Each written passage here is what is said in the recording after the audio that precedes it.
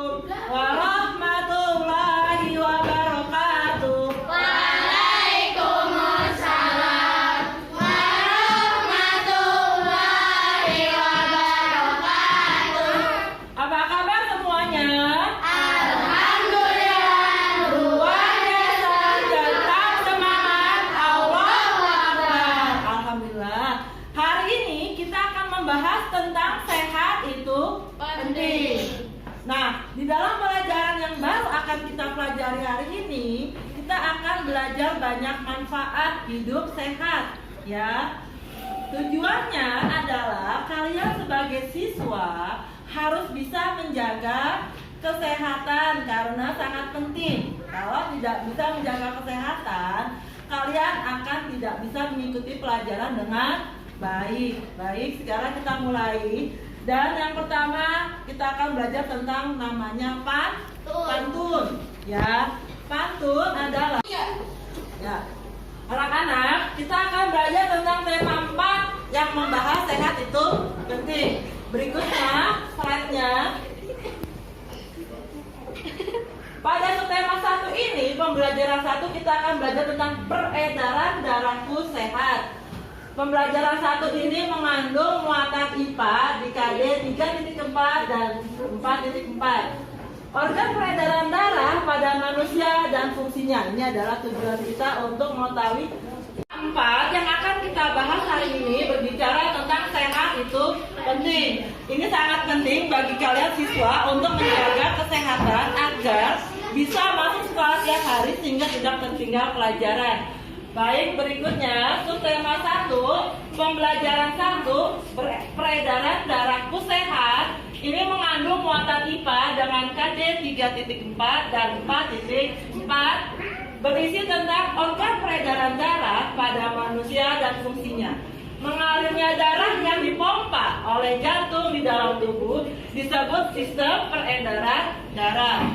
Sistem peredaran darah manusia tersusun atas jantung, pembuluh darah, dan darah itu sendiri. Jadi ada 3 komponen penting di dalam sistem peredaran darah manusia, yaitu apa saja anak-anak? Jantung, pembuluh darah, dan darah. Berarti ada 3 ya, ingat ya? Yaitu adalah jantung, pembuluh darah, dan darah. Ya, lanjut. Slide berikutnya. Ini adalah bagian jantung dan pembuluh darah. Jantung berfungsi untuk memompa darah. Nah, ini bagian jantung. Pembuluh darahnya ini yang seperti selang-selang seperti ini, ya. Pembuluh darah ada yang mengandung, tolong tenang, yang mengandung oksigen, yang kayak oksigen ini warnanya merah bata, ya, merahnya kental. Pembuluh darah berfungsi untuk menyalurkan darah. Kalau yang jantung tadi berfungsi untuk apa? Memompa darah. Lanjut slide-nya. Nah, kemarin sudah dijelaskan jantung terbagi atas 4 ruang. Ada serambi kiri, serambi kanan, ada bilik kiri dan bilik kanan. Masing-masing memiliki fungsi yang berbeda. Serambi kiri berfungsi untuk menerima darah yang kaya O2, kaya oksigen dari paru-paru. Jadi udara yang pertama kali kamu hirup masuk ke dalam hidung kamu dulu, langsung ke paru-paru, dan di sini adalah serambi kiri yang menerima. Bilik kiri memompa, di sini menerima. Nah, yang di sini adalah bagian memompa darah yang kaya oksigen untuk dialirkan ke seluruh tubuh.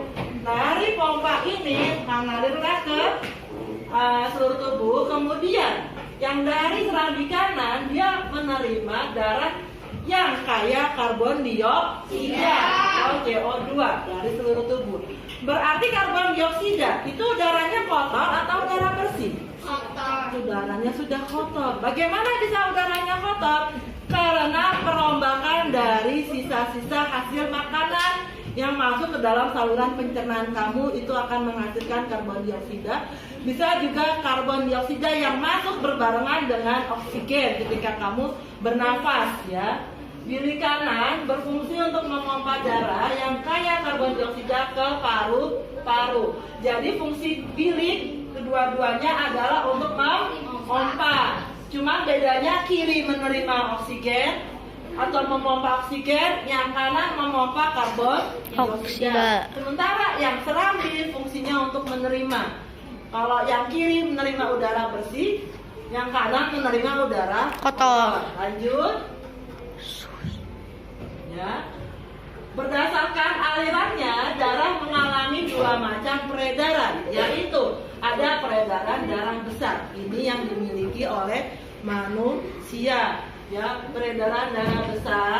Tadi pertama dari bilik kanan menuju kapiler seluruh tubuh. Kapiler itu adalah yang saluran kecil-kecil ini.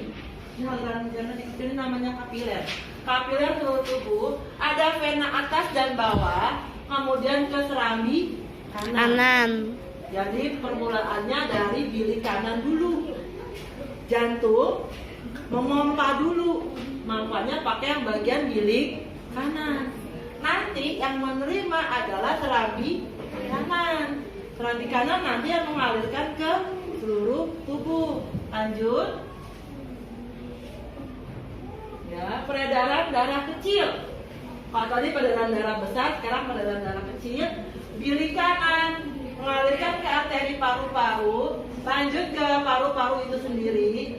Arteri itu sama aja kayak kapiler yang tadi pembuluh darah yang kecil-kecil. Kalau yang paru-paru ini adalah saluran paru-paru yang kecil-kecil itu, jadi serabut-serabutnya, sel-selnya.